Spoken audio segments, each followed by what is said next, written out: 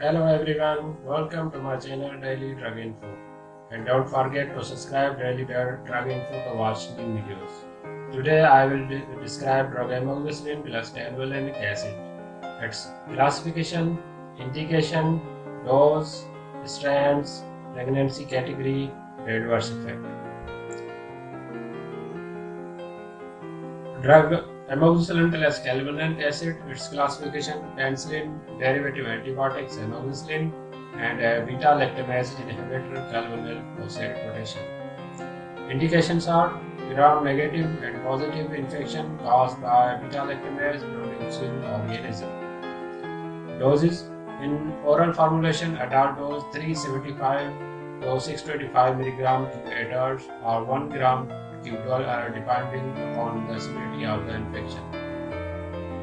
Pediatric 20 to 40 mg per kg per day based on amoxicillin component, frequency is Q8 hours.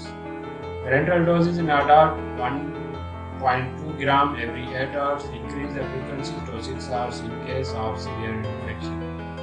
Pediatric 30 mg per kg per dose every 8 hours.